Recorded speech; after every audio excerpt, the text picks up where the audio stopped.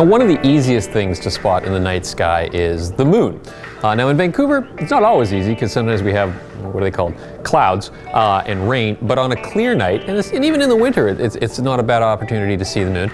It is pretty clear, and a lot of people are thinking that the best time to go out and have a look at the moon is when it's a full moon, but I can tell you that that is not the case.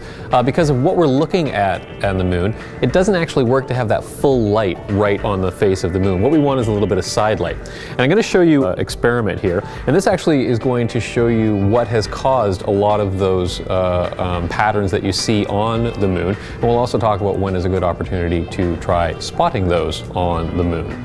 Now, what we have here is a neat way of demonstrating what we might see on the surface of the moon. I've developed sort of a moonscape here. It's very simple if you want to try it yourself. I have quite a lot of flour and some lovely cinnamon on top. The cinnamon is going to be able to show us just how these impact craters are formed on the moon. I have some objects which are going to hit the moonscape, and we're going to have a little asteroid attack on the surface of the moon that I've created here. So, well, no time like the present. We'll get ready and bombs away. There goes 1, 2, 3, 4, 5, and 6. Now you can see that they've had quite a big impact crater there, and it has thrown quite a lot of debris all around it. And when we're looking at the moon, a lot of those large craters that we're looking at were formed just like this, these objects coming down. The surface of the moon is, again, quite silty, similar to flour and cinnamon, but not as tasty. And it's going to create that same sort of visual impact.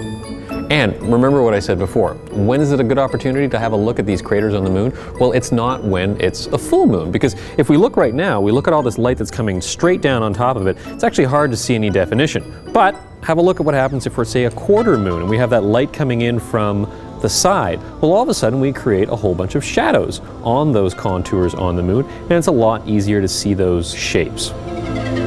So, the next time you're out looking at the moon, remember, you don't want to look at the light straight on, full moon, not so good, but the side light, well, you get a lot more detail. So, again, it doesn't take much, simple pair of binoculars, a nice clear night, and you'll be able to see some amazing detail. From the HR MacMillan Space Centre for The Express, I'm Cam Cronin.